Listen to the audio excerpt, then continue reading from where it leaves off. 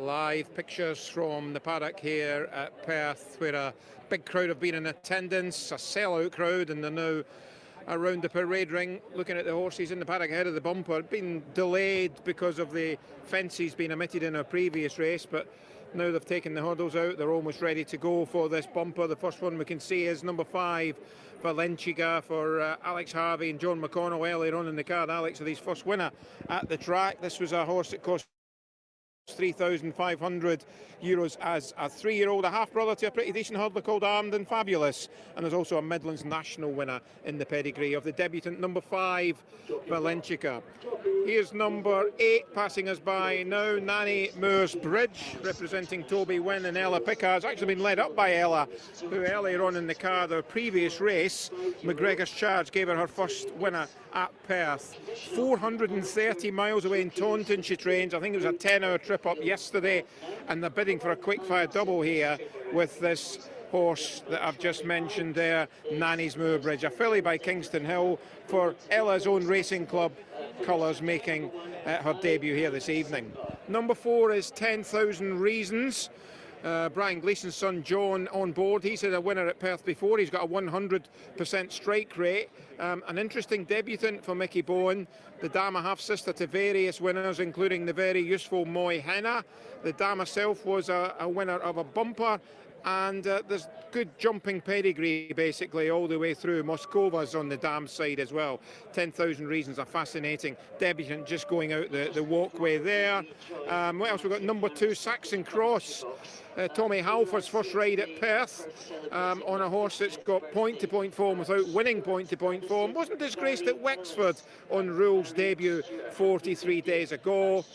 And Kutach is still to come out. Just the light blue colours of Paul Byrne, if nothing else, making this an interesting runner.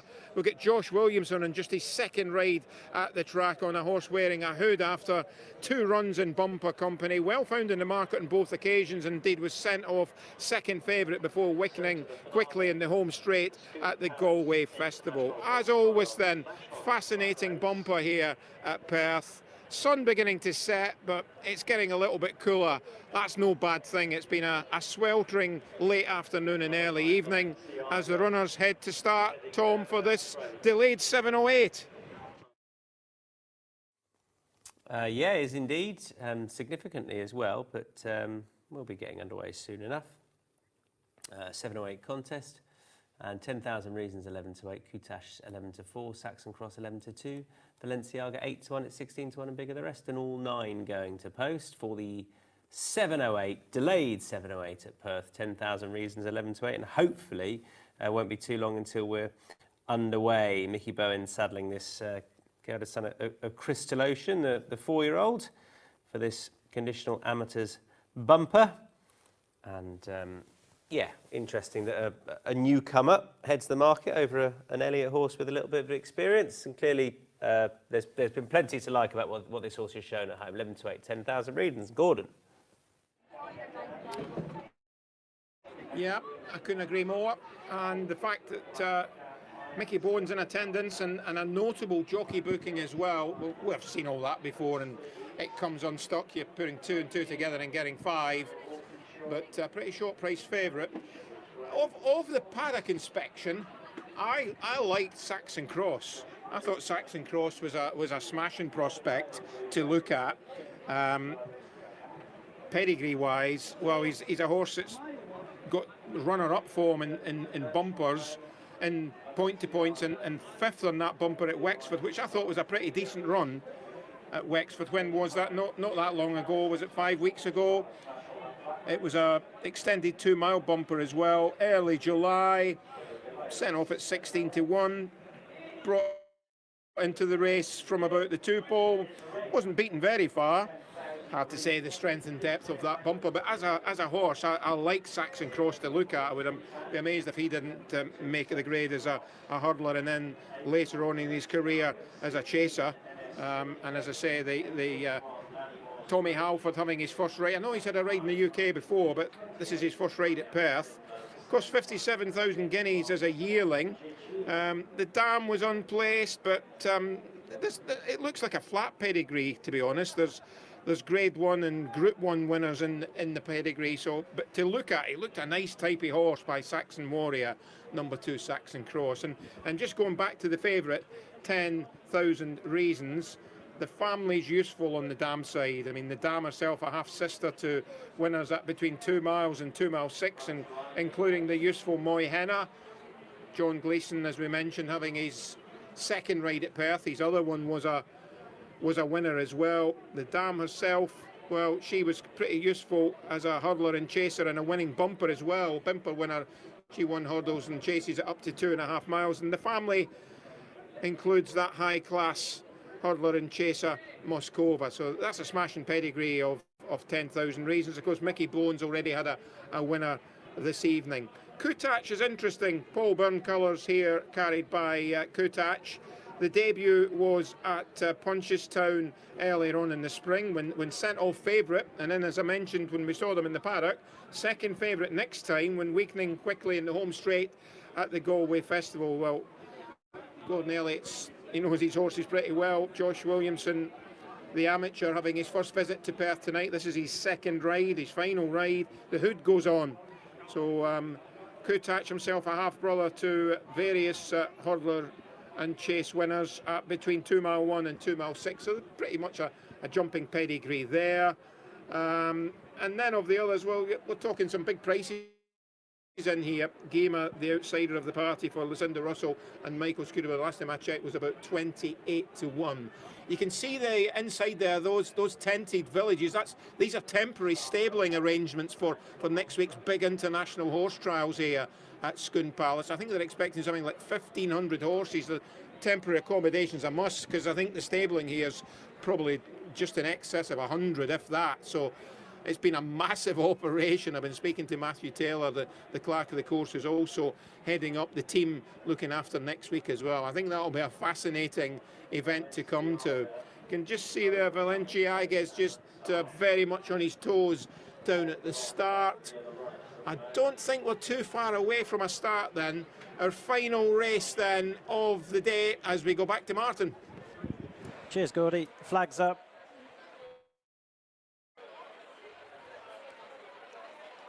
And they're off.